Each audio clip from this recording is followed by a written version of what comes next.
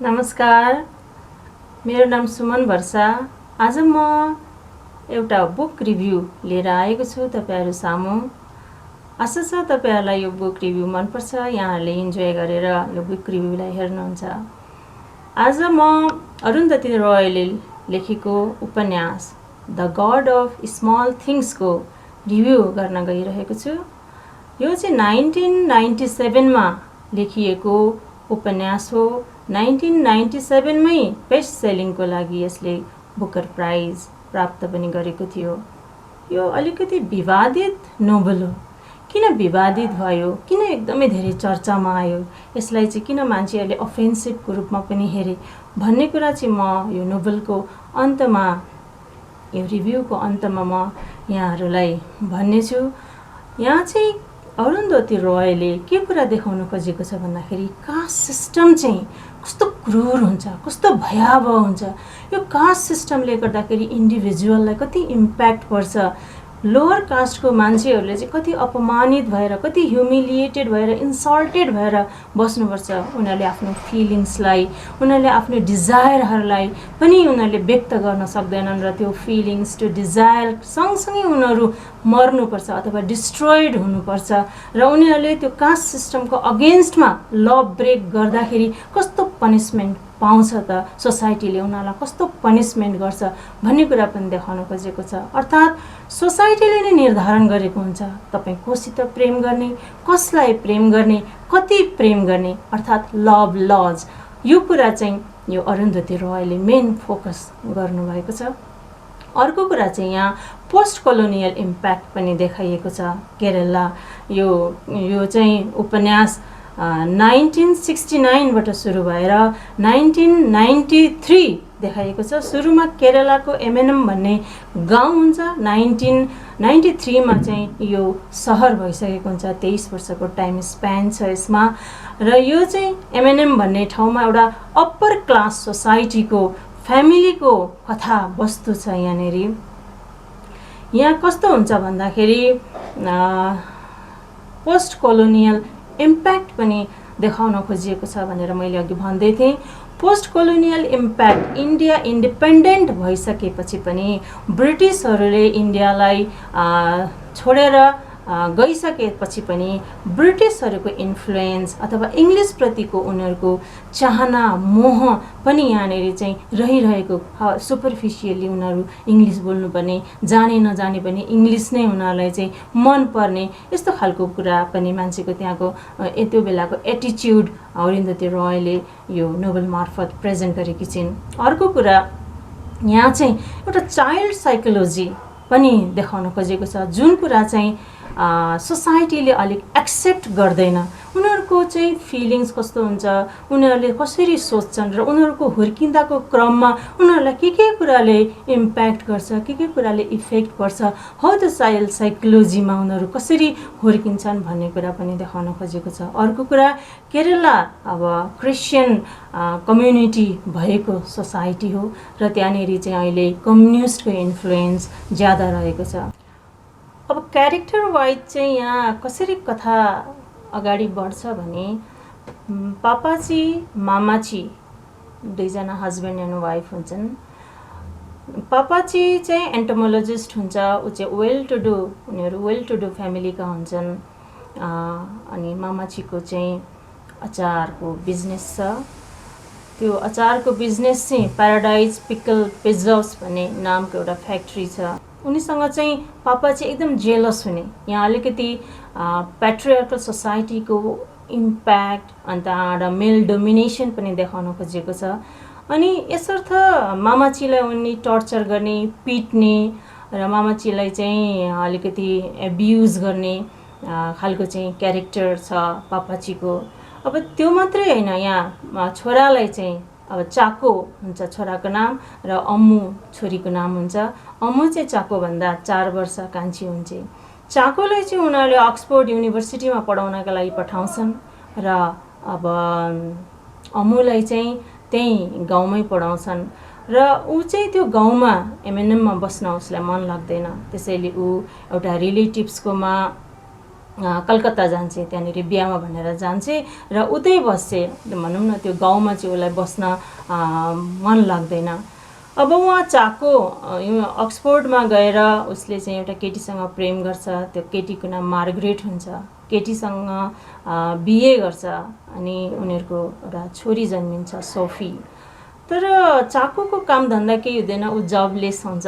अनि त्यसपछि केटीले उसलाई बिस्तारै अभोइड गर्न थाल्छे र जो भन्ने केटासँग प्रेम गर्छे र फाइनली अब चाकोसँग डिभोर्स गरेर जोसँग बिहे गर्छे। अब चाकोको त्यहाँ केही काम धन्दा हुँदैन, ऊ आफ्नै गाउँ फर्किन्छ। मद्रासमा एउटा युनिभर्सिटीमा उसले पढाउन थाल्छ। तर यता आमाको अचारको बिजनेस सम्हाल्नका लागि भनेर ऊ त्यो कलेज छोडेर मसिनहरू किनेर लिएर आएर नयाँ मसिनहरू थपेर ऊ चाहिँ फेरि एनएमएममा फर्किन्छ। एनएमएममा आइसकेपछि के हुन्छ भन्दाखेरि ऊ पनि कम्युनिस्ट एफिलिएटेड हुन्छ, तर पनि ऊ चाहिँ नामको मात्रै हुन्छ। अब कम्युनिस्ट भन्ने बित्तिकै के हो भन्दाखेरि जसँग हुने छैन उसलाई चाहिँ जोसँग हुँदैन त्यो नहुने वर्गको हित गर्ने हो नि त। तर उनीहरू चाहिँ के भन्दाखेरि वेल टु डु फ्यामिली हुन्, उनीहरू अप्पर क्लासका पनि हुन्, हाई क्लास सोसाइटीका हाई क्लास पनि हुन्। र उसको चाहिँ डोयल चरित्र देखाउँछ। एउटा चाहिँ उसले भन्ने एउटा, गर्ने चाहिँ अर्को, सिद्धान्त चाहिँ एउटा, गर्ने चाहिँ अर्को कुरा देखिन्छ यहाँनिर। अब अमुले चाहिँ उहाँ कलकत्तामा एउटा बाबा, उसको नामै बाबा हुन्छ। बाबा चाहिँ त्यो टी स्टेटमा काम गर्छ। त्यो टी स्टेटमा उसले चाहिँ के गर्छ भन्दाखेरि त्यो उसँग बिहे गर्छ, बाबासँग बिहे गर्छ। बिहे गरेपछि के थाहा पाउँछ भन्दाखेरि ऊ चाहिँ एकदम अल्कोहलिक हुन्छ। ऊ चाहिँ एकदमै टर्चर गर्ने हुन्छ उसलाई। अनि त्यसपछि काम पनि त्यति इफेक्टिभली गर्दैन। बोसले पनि उसलाई अलमोस्ट जागिरबाट निकाल्दिन खोज्छ। तर बोसले एउटा के शर्त राखेको हुन्छ भन्दाखेरि तिम्रो श्रीमती मसँग यदि I want to sleep with her, यदि उसले त्यो मान्यो भने म तिम्रो जबलाई एक्सक्युज गर्न सक्छु भनेर भन्छ। र अनि त्यो पापाचीले पनि बाबाले पनि अमुसँग प्रस्ताव राख्छ। तर अमुले त्यो प्रस्तावलाई अस्वीकार गर्छ। उसको चाहिँ 2 ट्विन बच्चा जन्मेको हुन्छ। एउटा को नाम यस्ता हुन्छ, छोरीको नाम चाहिँ राहेल हुन्छ। अनि ऊ बाबालाई छोडिदिएर केरला आउँछ। किन केरला आउँछ? उसलाई केरलामा हुन त कसैले पनि मन पराउँदैनन्, उसलाई अनवान्टेड हुन्छ ऊ वास्तवमा भन्ने भने। अब त्यहाँनिर पापाचीको बहिनी हुन्छ बेबी कोचम्माको क्यारेक्टर चाहिँ कस्तो हुन्छ भन्दाखेरि ऊ एकदम मोटी हुन्छ। उसले चाहिँ गार्डनिङमा चाहिँ डिग्री गरेकी हुन्छ। अब गार्डनिङमा डिग्री गरेको त्यो बेलामा डिग्री गरेको त्यही माथि लेडिजहरूले उसलाई चाहिँ एउटा सुपेरिटी कम्प्लेक्सिटी हुन्छ। त्यो सुपेरिटी कम्प्लेक्सिटीले गर्दाखेरि उमा चाहिँ अलिकति घमण्ड, ऊ चाहिँ अलिकति आफू मात्रै जान्ने हो जस्तो त्यस्तो खालको। अनि तर ऊ आफ्नो जवानीमा चाहिँ मोलिगन भन्ने पादरीसँग उसले वान साइडेड लभ हुन्छ उसको। यतापट्टि परिवारको इच्छा विपरीत उसले चाहिँ रोमन क्याथोलिक धर्म परिवर्तन गर्छे। अनि त्यसपछि क्रिस्चियन मठमा गएर चाहिँ ऊ बस्छे। त्यति हुँदाहुँदै पनि उसले चाहिँ मोलिगनलाई इम्प्रेस गर्न सक्दिन र ऊ फेरि एमएनएममै ब्याक फर्केर आउँछे। र उसले प्रेममा असफल भइसकेपछि उसको के खालको ह्याबिट डेभलप हुन्छ भन्दाखेरि अर्कालाई टर्चर दिने, अर्कालाई चाहिँ अलिकति डोमिनेट गर्ने अनि आफू इन्जोय गर्ने, त्यस्तो खालको चाहिँ उसको चाहिँ ह्याबिट डेभलप हुन्छ भनौँ न। अनि त्यसपछि सताइरहने, अमुलाई सताउने, यो तेरो घर होइन, यो तेरो ठाउँ होइन, यो तेरो केही प्रपर्टी छैन भन्ने, राहेल आस्थाहरूलाई पनि टर्चर दिइराख्ने, यस्तो खालको उसको ह्याबिट त्यस्तो खालको हुन्छ। त्यहाँनिर एउटा कुक पनि छ अर्को क्यारेक्टर। उता चाको ले अचारको बिजनेस चलाइरहेको हुन्छ। उसको मार्गरेटको हस्बेन्ड एक्सिडेन्टल्ली मर्छ भनौँ न, कार एक्सिडेन्टमा मर्छ।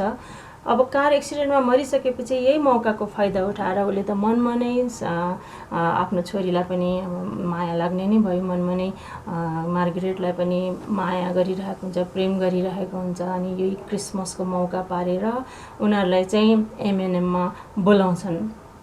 र त्यो उनीहरू एयरपोर्टमा आउने दिनको अघिल्लो दिन उनीहरू चाहिँ एउटा मुभी हेर्नका लागि जान्छन्, द साउन्ड अफ म्युजिक भन्ने मुभी हेर्नका लागि थिएटरमा जान्छन्। ती होटलमा बसेर भोलिपल्ट चाहिँ मार्गरेटलाई लिन जाने भन्ने उनीहरूको योजना हुन्छ र केटाकेटीहरूलाई खुब रमाइलो लाग्छ त्यो मुभी। अब पहिला पनि उनीहरूले हेरिसकेको मुभी हुन्छ। अनि त्यसपछि यस्तालाई एकदम गीत गाउनु मन लाग्छ, ऊ बाहिर निस्किन्छ अनि गीत गाउँछ। त्यहाँनिर चाहिँ अरेन्ज ड्रिङ्क, लेमन ड्रिङ्क बेच्ने भेन्डर हुन्छ भनौँ। अनि त्यसले चाहिँ के गर्छ भन्दाखेरि उसलाई चाहिँ अफर गर्छ कोल्ड ड्रिङ्क्स खानका लागि। उसँग पैसा हुँदैन, तर उसले चाहिँ के गर्छ भन्दाखेरि बिना पैसा फ्रीमै खा भनेर भन्छ, अफर गर्छ। तर उसलाई त्यहाँ सेक्सुअली हेरास गर्छ, मोलेस्ट गर्छ। उसले थाहा पाउँदैन उसलाई के गरिरहेको छ भन्ने कुरा, तर उसले चाहिँ त्यहाँनिर मोलेस्ट गरिरहेको हुन्छ। उसले उसलाई भन्छ त्यहाँनिर चाहिँ एमएनएममा मेरो आफन्तको छ घर छ, म त्यहाँनिर आउँछु भनेर उसलाई आउँछु पनि भनेको हुन्छ।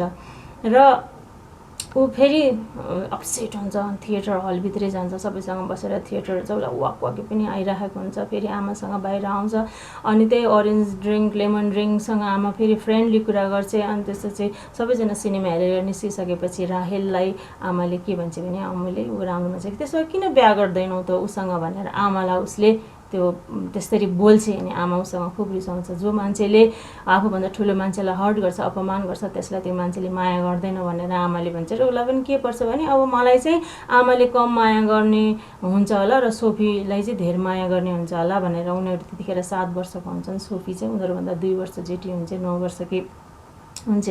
अनि भोलिपल्ट उनीहरू होटलमा त्यहाँ बसेर भोलिपल्ट उनीहरू एयरपोर्ट जान्छन्। बाटोमा के हुन्छ भन्दाखेरि त्यो कम्युनिस्ट आन्दोलन हुन्छ त्यहाँनिर। प्रोटेस्टरहरूले चाहिँ अब उनीहरू त अप्पर क्लासको मान्छेहरू भयो नि, त उनीहरूको कारबाट उनीहरूलाई जबरजस्ती उतारेर त्यो रेड फ्ल्याग हल्लाउन लगाउँछन् र अनि त्यसपछि त्यो नारा लगाउँछ। बेबीको चम्मालाई चाहिँ के हुन्छ भने एकदमै ह्युमिलिएसन फिल हुन्छ त्यतिखेर।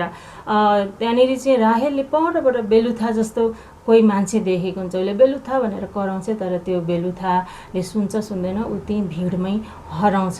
र अनि के पर्छ भन्दाखेरि बेबीको चम्मालाई चाहिँ पक्कै पनि त्यो बेलुथा नै थियो, त्यसैले ऊ हामीलाई यस्तो गरेको। किनभने त्यो बेलुथा को हुन्छ भन्दाखेरि एक्चुअली बेलुथाको परिवारदेखि नै चाहिँ अब यता मामाची पापाचीको चाहिँ सेवा गर्ने हुन्छ। सानैदेखि बेलुथा चाहिँ अब अमुभन्दा 3 वर्ष चाहिँ कान्छै हुन्छ र उनीहरूको परिवारले नै यिनीहरूको परिवारको सेवा गरेको हुन्छन्। यिनीहरू अनटचेबल हुन्छन्, यिनीहरू लोवर क्लासका हुन्छन्, लोवर कास्टका हुन्छन्। र अनि त्यसपछि उसलाई के पर्छ भन्दाखेरि आफ्नै घरको काम गर्ने मान्छे भएर हामी मालिकहरूलाई चाहिँ यस्तो डोमिनेट गर्ने, इन्सल्ट गर्ने भन्ने पर्छ। बेबीको चम्मा चाहिँ अब पापाचीको बहिनी हुन्छ, अघि नै मैले भनिसकेँ। अब उनीहरू एयरपोर्ट जान्छन्, त्यसपछि मार्गरेटलाई अनि सोफीलाई लिएर उनीहरू एमएनएममा आउँछन्, घरमा फर्किन्छन्। अब के हुन्छ भन्दाखेरि त्यो एउटा एगुनीबाट गुज्रिरहेको हुन्छ यस्ता, कतै त्यो मलाई मोलेस्ट गर्ने मान्छे त आउँदैन यहाँ, किनभने आउँछु भनेको हुन्छ नि त, आउँदैन यहाँ भन्ने कुरा उसलाई लाग्छ। अनि त्यहाँ उनीहरूको त्यो एउटा नदी हुन्छ, त्यो नदी पारी चाहिँ एउटा हिस्ट्री हाउस हुन्छ। त्यो हिस्ट्री हाउसमा चाहिँ एकदम डेजर्टेड एरियामा हुन्छ। त्यो एकदमै पहिला त एकदम आइसोलेटेड ठाउँ हुन्छ, पछि 93मा चाहिँ त्यो एउटा सहर भइसकेको हुन्छ। र त्यो ठाउँमा जाने उनीहरूले त्यहाँ स्केप हुने, अभोइड गर्ने ठाउँ, त्यहाँ चाहिँ कोही पनि आउँदैन होला भनेर। किनभने त्यो एस्थाको घडी हुन्छ, त्यो घडी त्यहाँ कहीँ बरिड भएको हुन्छ भन्ने उसलाई लागेको हुन्छ र त्यो घडी खोज्न पनि। त्यसको लागि चाहिँ अब नदी पार गर्नुपर्ने भएकोले गर्दाखेरि नदीमा बोटमा चढेर जानुपर्ने हुन्छ। त्यो बोट चाहिँ बेलुथालाई उनीहरूले बनाइदिनु भन्छन्, मर्मत गरिदिनु भन्छन्। बेलुथा चाहिँ कार्पेन्टर हुन्छ र अनि मेकानिक हुन्छ। अब त्यो नयाँ नयाँ मेसिनहरू फिक्स गर्ने, अनि मामाचीको चाहिँ फर्निचरहरू बनाइदिने, भित्रको सबै कामहरू गर्ने। र त्यो भित्र काम गर्दाखेरि भित्र काम गर्दाखेरि चाहिँ अब अनटचेबल भए पनि उनीहरूलाई अवस्था निड हुँदाखेरि चाहिँ ऊ जान आउने, भरसक चाहिँ ऊ नआइदिए पनि हुन्थ्यो अरू बेला भन्ने खालको उनीहरूको त्यस्तो खालको सोच हुन्छ। अब अप्पर क्लास मान्छेहरूको सोचै त्यस्तो हुन्छ भन्ने कुरा पनि यहाँ देखाउन खोजेको हो।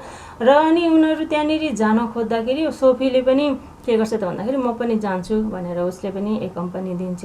तर अनफर्चुनेटली के हुन्छ भन्दाखेरि त्यहाँनिर चाहिँ बोट ओभरटर्न हुन्छ र त्योभन्दा अगाडि बेलुथा चाहिँ त्यो बच्चाबच्चीहरूसँग एकदमै उसको चाहिँ अट्याचमेन्ट बढी हुन्छ, ऊ एकदमै राम्रो मान्छे हुन्छ, करप्ट फ्री हुन्छ, जेन्टल हुन्छ, ऊ सानैदेखि नै एकदमै उसलाई चाहिँ एउटा राम्रो क्यारेक्टरको रूपमा प्रस्तुत गरेको हुन्छ। अब लोवर कास्टको लाई यो चाहिँ ऊ चाहिँ एउटा प्रोटागोनिस्ट नै हो, किनभने ऊ चाहिँ उसलाई चाहिँ उसलाई हिरो बनाइएको छ। यहाँनिर उसको चाहिँ राम्रो क्यारेक्टरहरू प्रस्तुत गरिएको छ। ऊ चाहिँ भनौँ न सबैजनालाई माया गर्छ उसले, अनि त्यसपछि बच्चाबच्चीहरू झ्याम्मेकोले गर्दाखेरि पनि हुनसक्छ, अथवा उसको बच्चैदेखि हुर्केको पनि त हो नि बेलुथासँग। ऊ 3 वर्ष ऊ भन्दा सानो छ, सँग उसको पनि अट्याचमेन्ट बढ्छ। उसको अट्याचमेन्ट बढिसकेपछि उनीहरू दुईजना बिचमा प्रेम स्प्राउट हुन्छ अनि उनीहरू फिजिकल रिलेसनमा हुन्छ।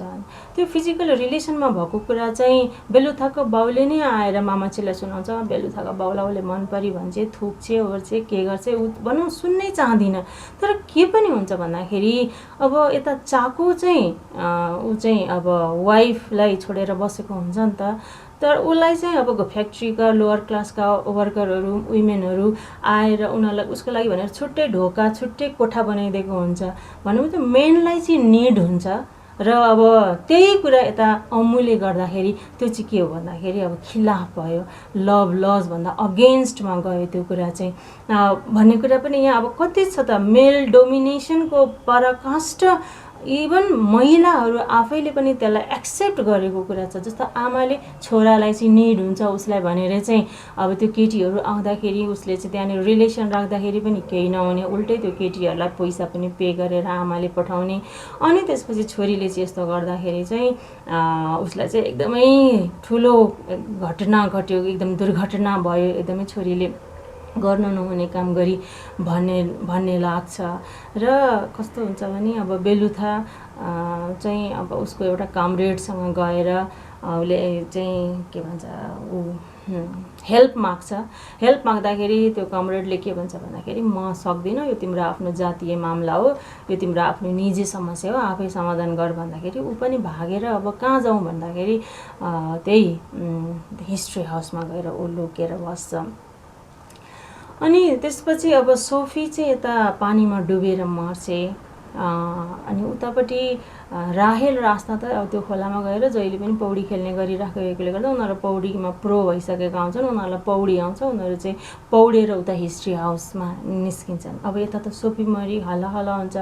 अब बेबीको चम्माले चाहिँ कसलाई भन्दाखेरि अब त्यो अब यो त यस्तो इन्भाइरोमेन्ट छ, अब मन नपरिराखेको छ उता अम्मु र बेलुथाको चाहिँ रिलेसन। अब यही बेला हो बेलुथालाई चाहिँ यो झुटो आरोप लगाउने र फसाउने भन्ने कुरा बेबीको चम्माले चाहिँ एउटा कन्सपिरेसी गर्छ अथवा प्लट बनाउँछ। अनि त्यसपछि पुलिस इन्सपेक्टर म्याथ्यूलाई गएर चाहिँ बेलुथाले चाहिँ अम्मुलाई रेप गर्यो र बच्चाहरूलाई किडन्याप गर्यो र आज यो के अरे सोफी मललाई चाहिँ मर्डर गर्यो भनेर उसले आरोप लगाउँछ।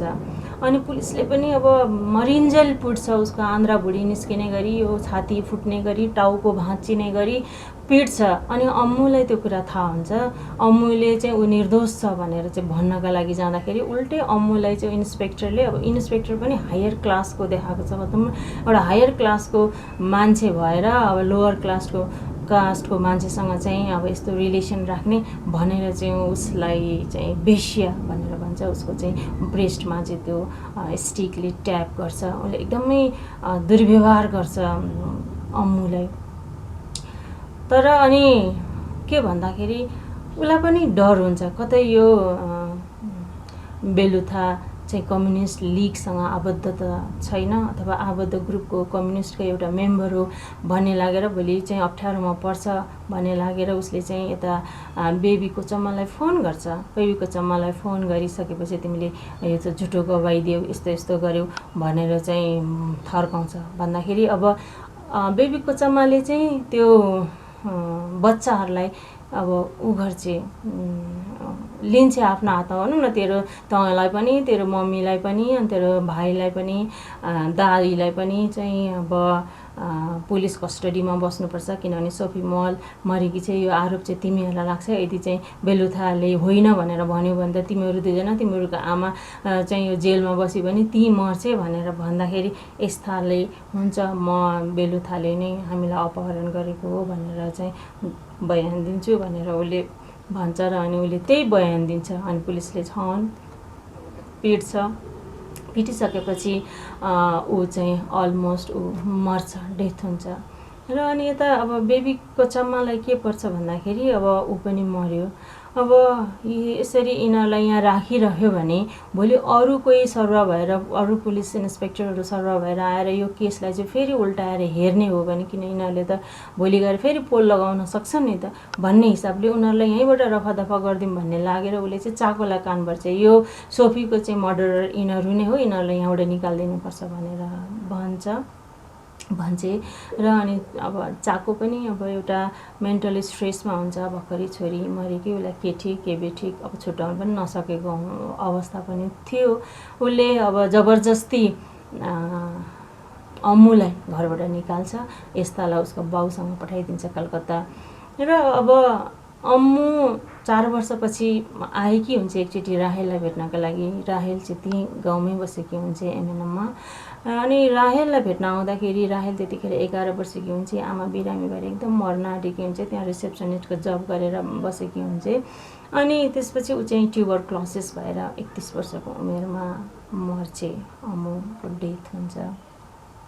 अब यता राहेल उसलाई मन नलागी पनि आर्किटेक्टको पढाइ पढ्नका लागि भनेर दिल्ली पठाइन्छ। त्यहाँनिर म्याकास्लिन पढ्छ, त्यहाँनिर म्याकास्लिन भन्ने मान्छेसँग उसको त्यहाँ भेट हुन्छ, लभ हुन्छ, म्यारिज हुन्छ, उनीहरू बोस्टन अमेरिका जान्छन्। अनि यस्ता चाहिँ अब उसको पनि बिहा हुन्छ कसैसँग, तर उसको पनि ब्रेकअप हुन्छ, सक्सेस हुँदैन, म्यारिज सक्सेस हुँदैन। ऊ फर्केर एमएनएममै आउँछ र ऊ फर्केर एमएनएममा आएको कुरा चाहिँ यता उसले राहेलले थाहा पाउँछ। ऊ पनि उसको ब्रेकअप भइसकेको हुन्छ अमेरिकामा, उसको त्यहाँनिर एकदम एक्लो जीवन बिताइरहेकी हुन्छ। ऊ फर्केर फेरि एमएनएममा आउँछ। उनीहरू पहिलोपटक छुट्टिँदाखेरि जम्मा 7 वर्षका थिए।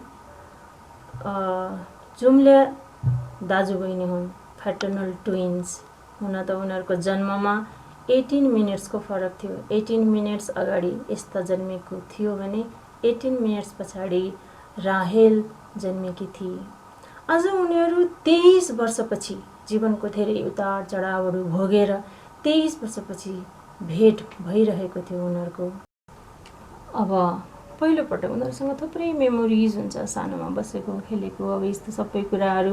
र उनीहरू एकअर्कालाई जति हामी बुझ्छौँ, एकअर्कालाई जति हामीले अन्डरस्ट्यान्ड गर्छौँ, सायद यो अरू कसैले पनि अन्डरस्ट्यान्ड गर्न सक्दैन होला भनेर उनीहरूले हग गर्छन् र सेक्स पनि गर्छन्। अघि मैले सुरुमै भनेको थिएँ यो चाहिँ किन विवादित भयो भन्दाखेरि एउटै फ्याटर्नल ट्विन्सले सेक्स गरेको कुरा यो लभ लजलाई ब्रेक गरेको कुरा थियो। त्यसैले यहाँ चाहिँ मानिसहरूले चाहिँ यसलाई एक्सेप्ट गरेनन्। त्यसैले यो चाहिँ एकदमै विवादित भएको नोभल थियो।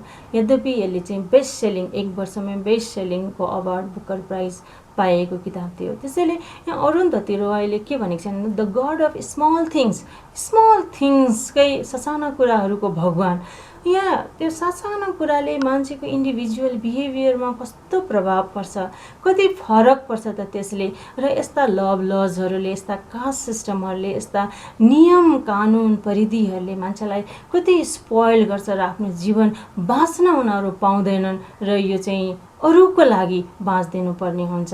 यो सोसाइटीले बनाएको रुलले मान्छेहरूलाई चाहिँ ध्वस्त गरिरहेको छ भन्ने कुरा चाहिँ यो नोभलले देखाउन खोजेको छ।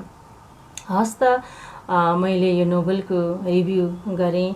यहाँहरूले मन पराइदिनु भयो भने लाइक गरिदिनु होला, सब्सक्राइब गरिदिनु होला। यहाँको सल्लाह सुझाव चाहिँ कमेन्ट बक्समा लेखिदिनु होला। आशा छ तपाईँहरूले पक्कै पनि यति कुरा गरिदिनुहुन्छ होला भन्दै म मेरो भनाइ यहीँ समाप्त गर्छु। नमस्ते।